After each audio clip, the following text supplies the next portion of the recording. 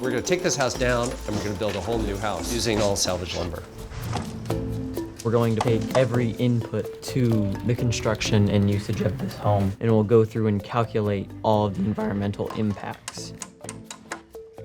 What other people are investigating and focused on in green building is largely the operation of buildings. What we're focused in on is the materials that you use to build the building at the beginning. We feel it's a new area that has potential for improving the performance of green building today.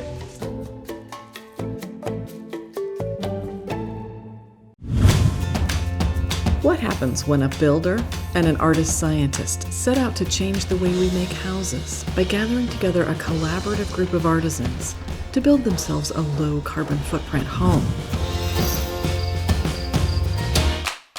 CarbonShack.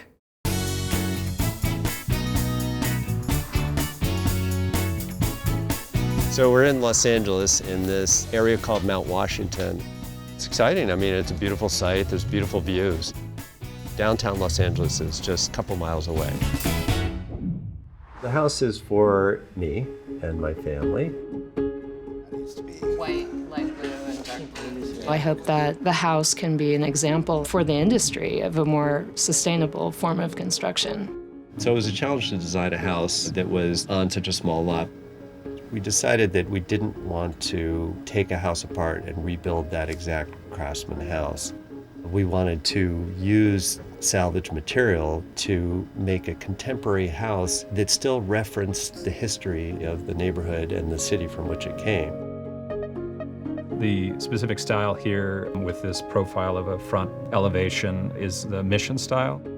The rest of the building will be kind of a contemporized Spanish where we'll have recycled clay tile on the roofs, a smooth plaster finish with contemporary aluminum windows. It's a fairly conventional Type 5 wood frame construction. Brian, you're going to mark stuff on there with Derek, right? Yes. And Javier, you're going to decide where the temporary pole goes, okay? So, well, let's get started. First stage of constructing a house is laying down the foundation, which takes concrete. Concrete is essentially sand, cement, water, and aggregate. But it's not any special concrete. I mean, as far as green Yeah, purposes, it can cement make is very energy intensive. It to is, make, it is, yeah. The house is located on a hillside site. This has meant that the foundation had to be fairly deep. Because of being on a hillside and being in California, we have to do much heftier foundations. I'm here mostly to find out what the status of your guys' research to date has been. Of course, I want to know the juicy results. You enter separately walls and then foundations and floors, and so there's all these different assemblies. And it's kind of interesting to be able to see like what parts of the house are having the most impact. Given the fact that this house required more than the average house in terms of foundation thickness and size, also the retaining wall that you had to build drives up the overall impact that is attributed to the cement. Just accounting for all the mixes in the production of the concrete, our total footprint was around 68 tons of carbon dioxide. Concrete's a tough sell when it comes to the environment. That's why you don't see many people that call it green concrete or the green concrete company. It's just a tough sell. When we found out how negatively the concrete affected our life cycle analysis, it just almost blew out of the water all the great things we were doing. It was just devastating.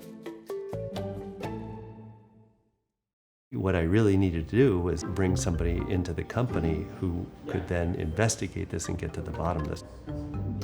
Concrete is the second most consumed material on Earth after water, and it's responsible for about 5% to 8% of global emissions. The big issue with concrete, not only is it like other materials that take fossil fuel to produce, but in the production of it, it releases carbon dioxide inherently, just as a byproduct. So it actually poses a huge problem. The first solution is using a concrete substitute called fly ash, which is a coal byproduct. It can be done with blast furnace slag, which is an equivalent just from iron production. In the last few years, more people use a greater percentage of fly ash in the concrete. This one's about 15%. Some people are going as high as 30–40% now. The first thing we wanted to do was increase the amount of fly ash that we were using in the concrete. If we were to use a 30% fly ash mix, we could have reduced that 68 tons by 24 tons. And if we were to even up that substitution level and use a 50% fly ash mix or slag mix, we could have saved 34 tons of carbon dioxide, which is equivalent to not driving for over 6 years. Now that we know how much carbon we can save by using fly ash or slag, we're just determined to, on every job, not even our next CarbonShack job, but on every patio, every foundation, we're just going to use that all the time. Both fly ash and blast furnace slag are waste materials, so the industries really want to get rid of them anyway. So they end up actually being cheaper. Green is fine. Nobody's opposed to green. And then if it makes more sense economically, then it's winner, chicken dinner for everybody. An additional solution that's growing is called CCS, which is carbon capture storage. Instead of using cement in the concrete, they're actually able to pump carbon dioxide into the concrete. It could have huge implications if we're able to use concrete actually as this way to sequester potent greenhouse gas. Maybe we just need to rethink the use of concrete, which is the go-to material for foundations, and go back to what we used to do much more, which is raised floor construction, where it's all about post and beam, and the use of much more substantial beams, where there's a small amount of concrete under that post, and minimize the use of concrete. We need to take action now. We need to work with the tools that we have available now for the site that we're working with. We can't wait. The problem with construction is that there's a lot of momentum, there's a lot of money, and people are used to doing things a certain way, and change is so difficult. Doing that research really just opened our eyes to what the real impact to using concrete is, rather than just a theoretical thing and fly ash and slag and concrete is bad. Oh, this is what it really is when I build my house. This is what I'm doing. It was a great lesson that even us, as so-called knowledgeable, experienced contractors, need to stop and question and insist, no, this is a value I really want to have. And even though we screwed up, now we can tell people this is how you can change that dynamic.